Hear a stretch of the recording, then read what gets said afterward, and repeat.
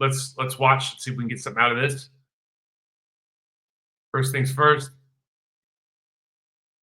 you know, this is one of the things as a Packers meeting room. You go, okay, I've got Ricky Pearsall getting the Bermuda Triangle of DBs for Seattle. We've got outside left Jawan Jennings up top. He's in the slot. Actually, there's a guy outside, but he's playing inside out and ends up winning this route on an outcut, which doesn't make a lot of sense.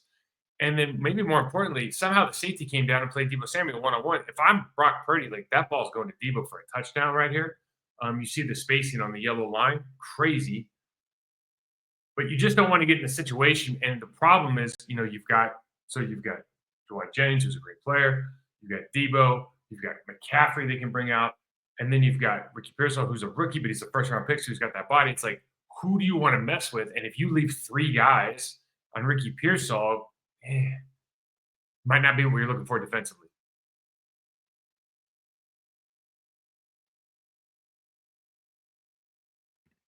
So you look at McCaffrey, and this is a draw play. I just like to watch his vision and the way that he can operate. His ability to jump cut laterally is amazing. You see, they bring the offensive lineman in. I want you to show you the scheme. So everybody moves to the left. So usually when you run a play like this is kind of one thing the Niners have kind of changed the game with, and people have followed suit. But you see here, so they got the offensive lineman hipped off. They did this because of Kittle, I would imagine, at least in large part. And they're just going to run like zone left, but they hand the ball off backside. And what that does is it allows the guards, to get to a linebacker. It basically makes the defense stop, because even though the line is going one direction, the back's getting the ball handed off to the right side and the backside A gap, and it really jacks up the linebackers at the second level. So you go across, they run their little tight end cross split flow, and you see the hole here, and the hole is just because everybody has had to stop moving. And so it's almost like it feels like the reverse of what Alex Gibbs was trying to do, where he's trying to get you to stretch play side and then be able to cut back.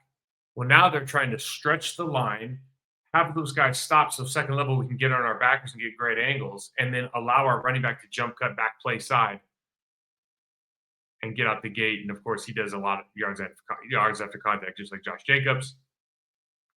Don't sleep on Purdy either. So if you show that they're going to bring pressure, they're going to be able to identify it. And Purdy has the experience at this stage and the kind of moxie to understand that if he sees the safety covered up, we're going to do a quick peek.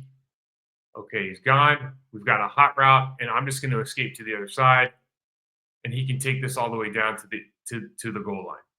And so you don't sleep on him. You don't spy him necessarily, but you do have to be aware he has made a lot of plays with his legs this year. Now, this is the thing that you kind of separates, when I talk about Trent Williams versus everybody else on their team. So you see they have an extra offensive lineman. And on this play, they are going to have a double with the Y tight end and the outside player. They're going to have a backside double from the guard in the center. I'm talking about the left guard. Obviously, backside, they're going to do their own thing. But they're just relying on this one human to make the hardest block this is the hardest block on the field. And, Trent's one of those guys where he doesn't have great technique necessarily all the time. He has unbelievable feet, not necessarily always great. Always has great footwork, not necessarily the hands that you want. But he's such a dominant force. And you just see how he stays upfield on this angle and forces this guy to play weak over the top. And because of that, the guy's like 6-7 yards deep by the time he can figure out how to get off him. McCaffrey makes the play, and that's where the game is won. These are easy reps. What do I mean by that? So this is really a running play because he throws the ball backwards. But for the offensive line, you look at the right tackle and the guard, who aren't great human movers, and the Seahawks probably feel good about that matchup. They're just going to run a toss against their left defensive end, left tackle, and left defensive tackle and linebacker. But because they drop back and pass and they throw the ball behind the line of scrimmage, and they're willing to do this, and it turns effectively into a toss play, and they actually bring the center out so we can get on one of the backers. But this is easy reps for the offensive line that are really hitting yardage in the running game. It's a really genius play. I know that there's a couple teams that are doing this, but look at the numbers that you get here. And this is essentially just a swing pass, but they've done it out of pistol with a fullback, and they've set back with the right tackle, right guard. And so the linebackers are soft, the DBs are soft. The defensive end has no chance of actually getting to this ball, so you don't have to worry about knockdowns. And it happens so fast, it effectively is like, just maybe a half second different than a toss play. But because the linebackers are reading pass, they take that step backwards instead of towards the running back. Easy yards, man. Easy, easy yards. So you got a 2x2, motion across. And this is what I think you have to do with this team.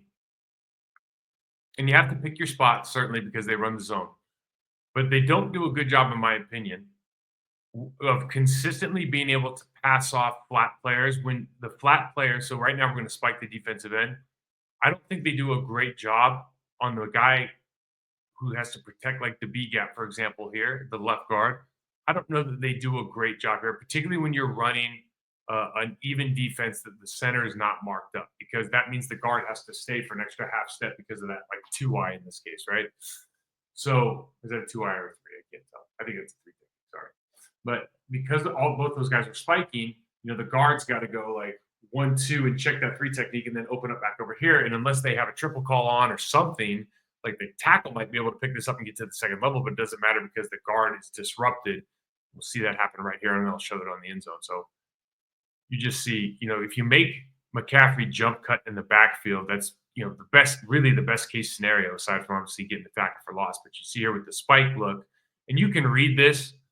If you're playing left guard and left tackle, you probably are reading this just by their stances, or maybe they don't have a call for it. You see the guard's not ready. He ends up getting run into here in the B gap, and we get some penetration upfield. You don't have to make that play. You just have to make the running back stop. Again, they still love running a lot of that condensed stuff and then forcing you back wide to find space. I'm showing this here. They've been running this a lot, and they're trying to extend out. Now, when they don't have Kittle, then even if they want to bring the extra lineman in, that tight end, and we'll see it, he gets boxed in a little bit here. The play gets stretched out, and they end up having some problems. So, showed here you watch 82, who's not probably the ideal guy here, but you get the edge set on you because you take poor first step footwork. And instead of hitting your landmark and just letting that big old 320-pound tackle run through the defensive end of the outside backer, you get caught up a little bit. Now you get 2 guys outside you. Now you're out of control. Guys make plays. So when you see that, you have to really be able to set that edge and take a lot of pride in it, because you can see that guy missteps a lot of times. Just a quick 4-man rush and a 4-2 look. You see the pressure here, something a little bit new. He's not invincible, right? Still, first ballot Hall of Fame player. Does get bowled from time to time.